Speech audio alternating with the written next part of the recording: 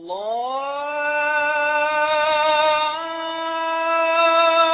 Akbar, Allahu Akbar, Allahu Akbar, Allahu Akbar. For I was about to come across one of the most extraordinary human beings I'd ever encountered. A religious convert with true fire in his soul. This is Brooklyn-born Joseph Cohen. 5 years ago, Joseph left his Jewish family in the USA to set up home with his wife in a settlement near the occupied Gaza Strip. Joseph was a fervent and regular visitor to the Wailing Wall and has conceded in interviews that he would, quote, come most days and knock my head against the wall. One night, Joseph was checking out a religious website. His life was about to change forever.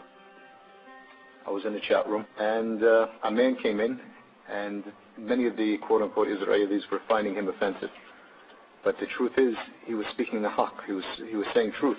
And I spoke to this guy the whole night, and I couldn't sidetrack him. You know, as a Jew, you learn to try to be cunning and how to push the people in your direction. I couldn't push this guy anywhere. He was hard as a rock. Is there one overarching idea in Islam that really appealed to you, that actually sealed your conversion?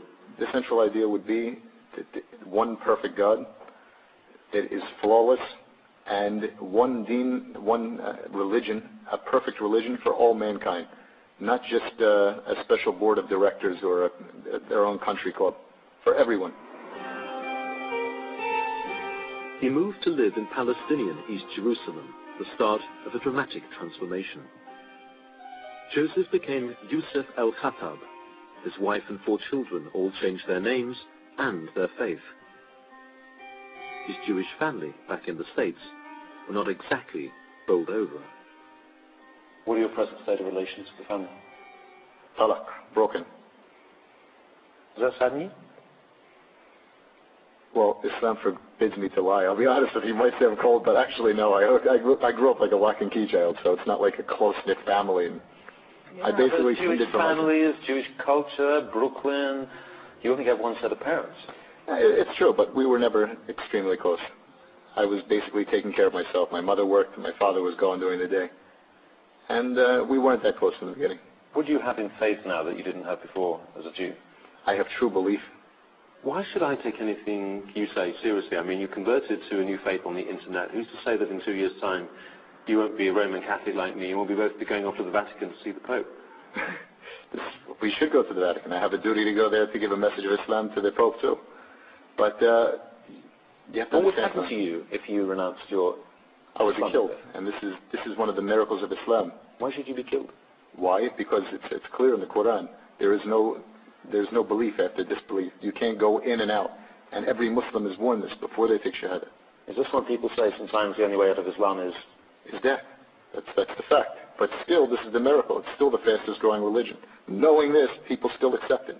Christians, Jews are still accepting Islam. I'm not surprised it's the fastest growing religion in the world when the penalty for leaving Islam is death. Renouncing the message of Islam, the sin of apostasy, is certainly a serious business, but many moderate Muslims would balk at Yusuf's views on the death sentence. Their view is that faith is a matter of personal assent, and point to one of the Quran's most celebrated texts to make their point. Surah 2, verse 256, there is no compulsion in religion.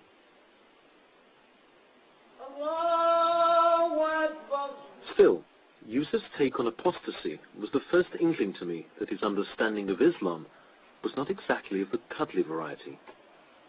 Yusuf made it clear that he's not a spokesman for his local mosque, but further conversations revealed that his views were very similar to those of a so-called Wahhabi, a kind of hardline political Islamist that one has come to associate with Saudi Arabia. Just before I'd met Yusuf came chilling news. A cafe bombing in Haifa had killed 22 people, a number of whom were Arab Israelis. In the aftermath, it emerged that the bomber had been a young woman from the West Bank town of Jenin, and it made me wonder what Yusuf would make of it. I'm very proud of my sister, what she did last week.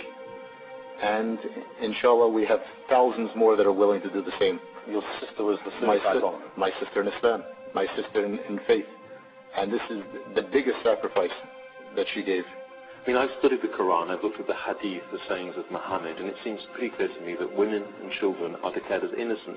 Isn't restraint more important? Who has more restraint than the Palestinians? I mean, it's almost a joke that somebody like the Jews or the Christians can come to us here and tell the Muslims that you have to have restraint. After being beat up by guard points, after having me called filthy words in front of my kids, after being beat up, after being taken out of my house in the middle of the night in front of my kids, and they tell me to have restraint. Yusuf is blessed with 4 well-behaved and talented kids. I raised again the subject of the Haifa bombing that had resulted in the deaths of several young children. Surely as a father, that would induce some serious second thoughts. But his answer was the most chilling yet.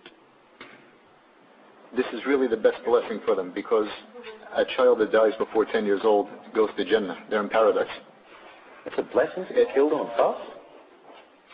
Allah guides who He wants to Islam.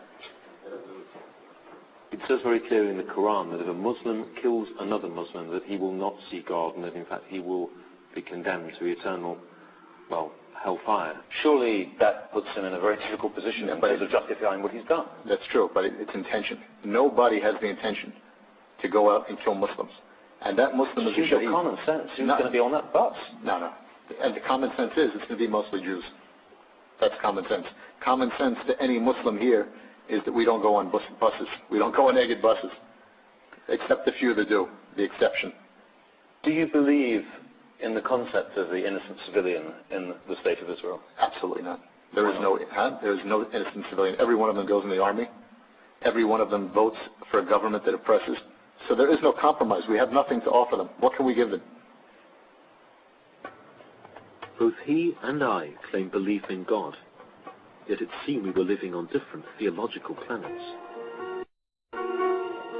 سنخوض معاركنا معهم وسنمضي جموعا نردعهم ونعيد الحق المغتصب وبكل القوة ندفعهم وبكل القوة ندفعهم وبكل القوة ندفعهم